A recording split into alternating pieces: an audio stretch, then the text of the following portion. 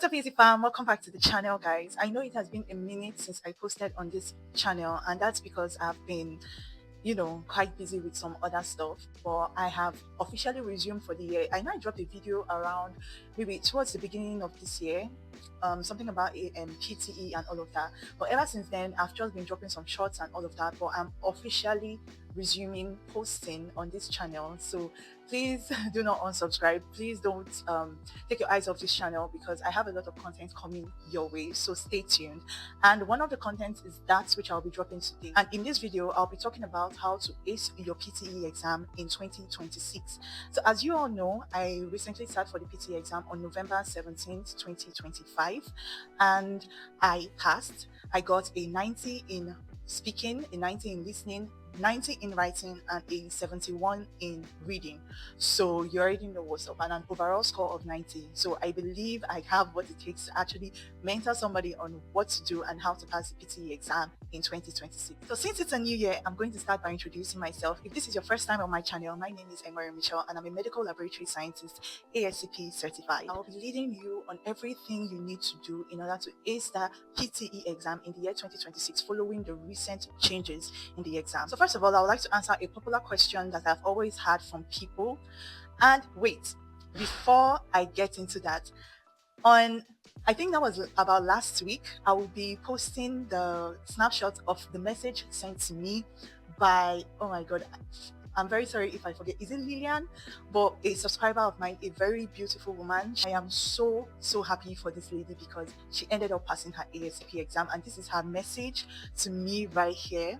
And also there is another message from someone else who also sent me a text via my Telegram channel, and I've told you all, if you want to reach me, you can reach me via my social media links. That's my Instagram link and my Telegram link, but most of all through my Telegram channel. And she messaged me via my Telegram channel, and she was so thankful, and I'm so happy for her because I know that feeling, what it feels like to actually work for something and get it. And I'm very proud of her, and I just want to say congratulations to you, big congratulations to you. And I hope this video that I'm dropping today helps you ace your PTE exam so that you keep pushing forward to achieve your goal in, securing that job in US, even though we know what Trump is doing, but that's a discussion for another day. But let's get back to what we were talking about. So now in PTE is almost the same as IELTS. We have the 4 parts being speaking, reading, writing, and listening. But unlike IELTS, there is a twist to it in PTE.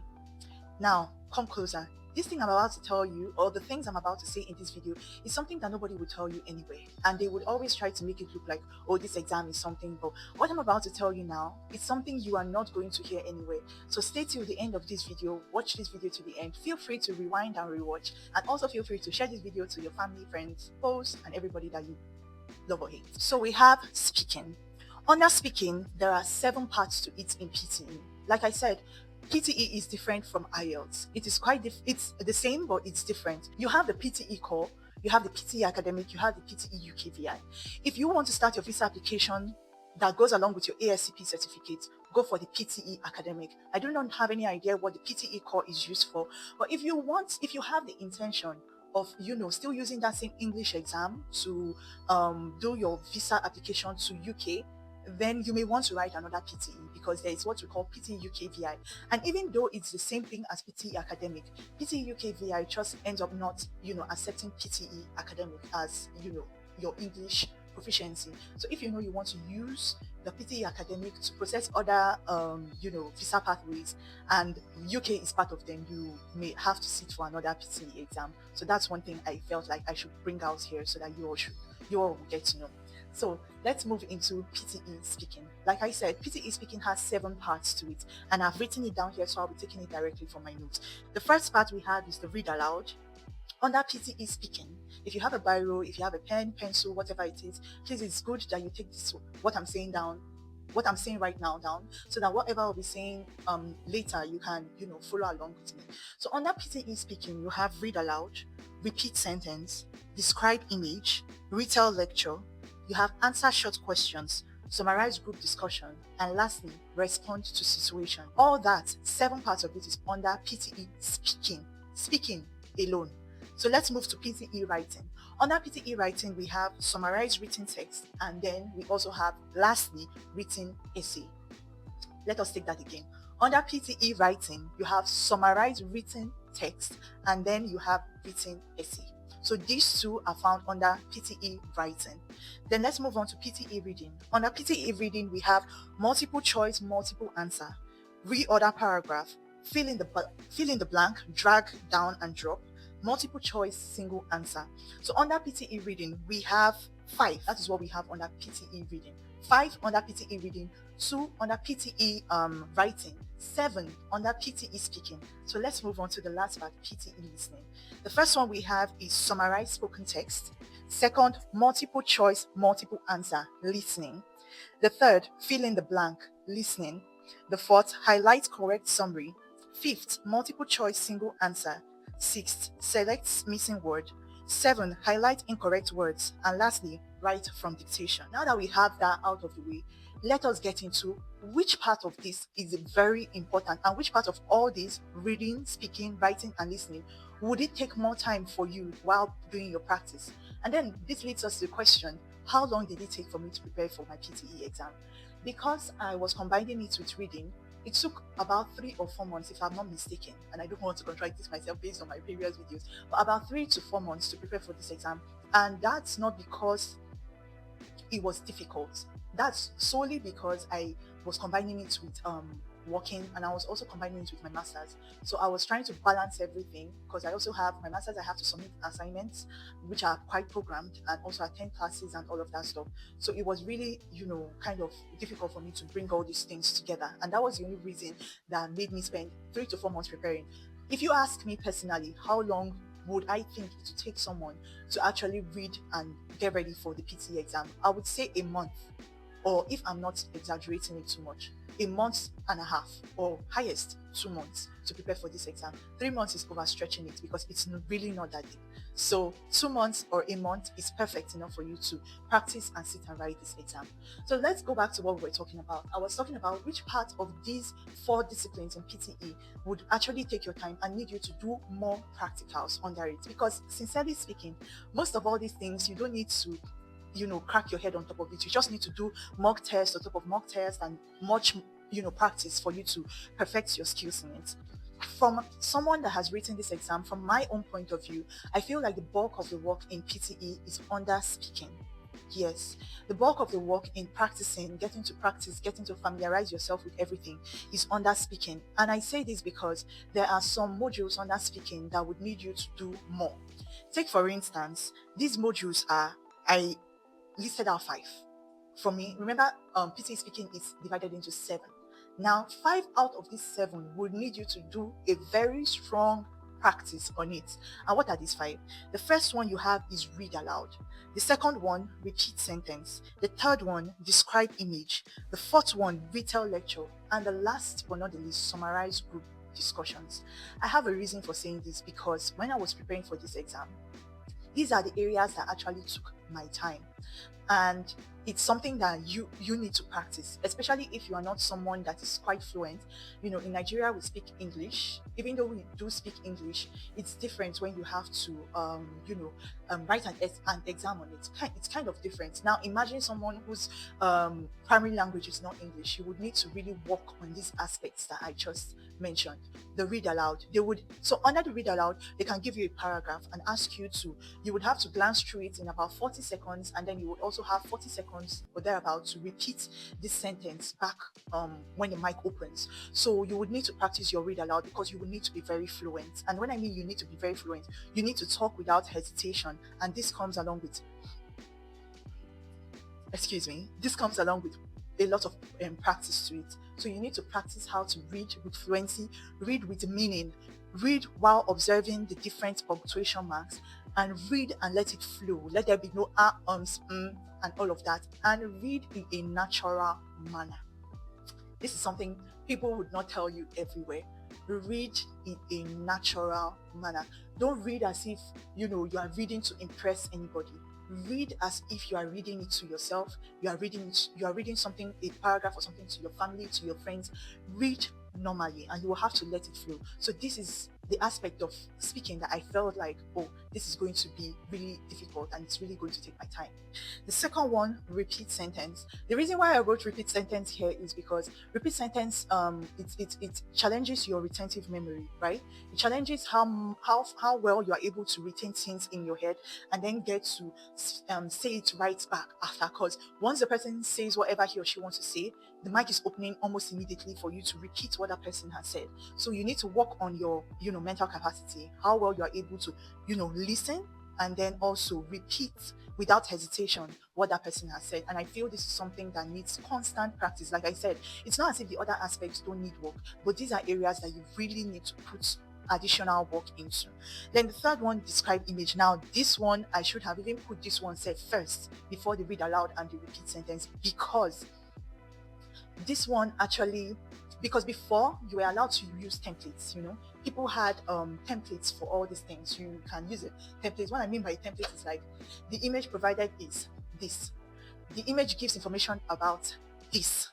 After this image talks about this, it's like a template, something that you can follow. But right now, with the current and the recent changes in PTE, templates are not working. They now need something coming from a human being. They don't need you to sound robotic, repetitive, or something like that. They need you to sound like a human being, someone that is using his or her head to think about something. So with constant practice on described image, probably in my next video, I would really give an example of what I'm talking about. But in the next videos, under described image, you will get to understand what I'm saying, and it needs constant practice. Something that you will be talking about every day, a more like an exercise that you'll be carrying out every day, because it needs constant practice. And when you practice daily, you get better, and you are able to, no matter how complicated the image is, you are able to come up with something to say. So like I said, not as if the other aspects are not important, but these are aspects that would need your full 100% attention. Then after that, we have the retail lecture. Now, the reason why I put a retail lecture here is you have to practice your speed. And speed in what? Speed in writing. So under retail lecture, you would hear a conversation, or like a paragraph or a discussion or something, and you would have to take jottings from it. And then when you're done taking jottings from it, you say it out. And these jottings, you're supposed to, they're not giving you time to take the jottings after the person has, spoken. You're supposed to be taking the jottings while the person is talking. So this has the tactics to it. And I will be saying it in this video, though I'll be dropping other things in the next video. Under retail lecture, you only need 5 or 4 sentences. Once you're able to get the beginning sentence, what is this paragraph actually? What is this person? What is this whole thing that this person is saying? What is it actually about? And that is, first of all, you need to get the first word or the first sentence the person makes. The person will always say, in the year 1944, climate change had always been an issue. You now say, the speaker began by talking about what? Climate change. I would be doing practice probably in my next video, but you just need to get first, what is the speaker talking about? That would be your first line. So like I said, you get 4 or 5 paragraphs. The first paragraph being what the person is talking about, the last paragraph being what the person is using to close the conversation. Then you can just pick in small things from within. No, you don't need to write everything that the person has said. Just 4 or 5 paragraphs is enough. And the reason why I put this is because this will require attentiveness. You need to be very attentive, because you won't even know when the whole talk is coming to an end. So you need to be attentive. You would need to increase your speed in writing, and then you would also need to know how to write and summarize whatever somebody is saying. So like I said, 4 or 5 paragraphs, guys. 4 or 5 paragraphs is perfect. All you need to do is form something around that, and you are good to go. So that is why I put this here. And finally, the last but not the least, summarize group discussions. Now, this is the crazy part. 3 people will be talking. You need to jot what each and every person is saying. I'm not saying this to frighten you, because like I said, the reason why I brought these ones out from the 7 is because I feel these ones would need you to do more practice. The moment you are perfect in it and you are able to do these different and do your jotting, listening, and all of that, trust me, this is the bulk of PTE. The bulk of this PTE exam is what I'm telling you now. This speaking, this is the bulk of it. The rest are just, something that you can practice in mock exams. But you see these ones that I'm saying, these are the ones that would need you, they are time consuming. So they would need you to spend more time reading it. So these summarized group discussions, you will hear three people talking and you would need to jot something from them. Just a line from what one person is saying is enough. You don't need to jot everything that the person is saying. You just need to get a line from what each person is saying. And when you get a line from what each person is saying, you split your book into three, get a line from what each person is saying. And then the good thing about summarized group discussion is that they permit and to it. So there is nothing like fluency, though that doesn't permit you to stutter too much, but they don't really look at fluency when it comes to this one. So you are free to stutter so far as you are making sense. So feel free to stutter, but don't overdo it. But feel free to stutter and say whatever you want to say, but just make sense. So I don't know if I've been able to talk about the speaking enough, but this is what I feel really got me through the speaking aspect in PTE. Now let's move on to writing. Under writing, the one I feel that is important under writing is summarized written text. And the reason why I feel like summarized written text is important is because there is a trick to it. Because you need to summarize it in just one sentence. So there are things that you need to use in between so that it doesn't look like you're having 3 or 4 sentences when you're supposed to have just one. So under writing, the most important of it is summarized written text. You need to do a lot of practice in summarized written text. And the trick to it, I'll be letting you know in my video, the one coming after this one. And let's move on to reading. Under reading, sincerely speaking, I don't believe any one of those ones will take your time. Yes, you take it from me. I don't believe anything under reading requires you to, kill yourself on top of it. It's not as if it is not important, but I don't feel like it's something that you should actually take personal. And then finally, under listening, we have what I would recommend is summarized spoken text. And I'm recommending summarized spoken text because it needs you to be fast while writing. You need to practice your writing speed and all of that. Practice your writing speed and then your typing speed as well. So you need to make sure those ones are perfect. So if you listen and you pay close attention to what I just said, you would already know that speaking is the bulk and it's what actually makes PTE look like, oh, it's a big deal, because there are a lot of things that you need to practice and master before, and mastering those things may take time before you take on the exam. And I hope I was able to, get that out of the way. Now, the free tip I will give, because we are slowly coming to the conclusion of this video, is be calm. On that day of the exam, be calm. On that day of the exam, I had a lot of people screaming at the top of their voices beside me. I do not know what their scores are, to be very honest. But there were people screaming in the mic, and then this other guy was just making a whole hell of noise. But I didn't mind them. This is what I was saying. I tested my mic, made sure that whenever I repeated myself, because you always test your mic, made sure that whenever I spoke, I had clarity when I spoke back into the mic. And I spoke as if I'm talking to somebody. As if I'm talking to you guys right now. You see this tone? I spoke it. Like, if I have to practice, I was like, 2026 guide to ace your PTE exam. First of all, introduce yourself. Talk about my score, following the direct changes in PTE changes, with reading time cut short. Something like this. I didn't need to raise my voice. So that is it. You don't need to raise your voice. If you raise your voice, you're just constituting a nuisance. So don't be a nuisance to both yourself and the person next to you, because PTE, it doesn't count how high your voice is. It counts on how calm. Someone that wrote the exam after me, I told her, I have written this exam. All you need to do is be calm. Don't shout. Talk in a very low tone. She did it, and guess what? She came out with 90. It is not by how high your voice is. It's by how calm, composed, and natural you are sounding. Second tip before I end this video will be, when reading for the PTE exam, don't be a frog. I'm sorry, but don't be a frog. Don't be jumping from reading to writing to listening to speaking. You're just jumping. Don't be a frog. If you are trashing reading this week, stay with reading. Tell yourself, I'm going to be practicing everything under reading this week. From reading, that means that week you're not going to practice anything under speaking, listening, and writing. No. Even if they are dragging you from your village, don't practice.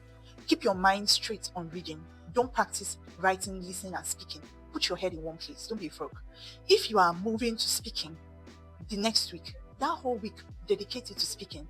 Because when you are frogging up and down, you will end up confusing yourself. I was a frog. When I initially started, I was a frog. Jumping from speaking to writing to listening to everywhere. I didn't help myself, and it didn't help me. But the moment I decided to follow it serially, speaking, what is under speaking, I followed everything there for a whole week. That was the time I was able to set my exam date and write my exam. And that was the only way I could ace my PTE exam. So, guys, with that, I hope I was able to help people preparing for their PT exam. And before I leave, I would also want to say don't forget to check out the description box of my video titled ASCP Secrets Revealed, as well as ASCP Chemistry Practice Questions for my study materials on how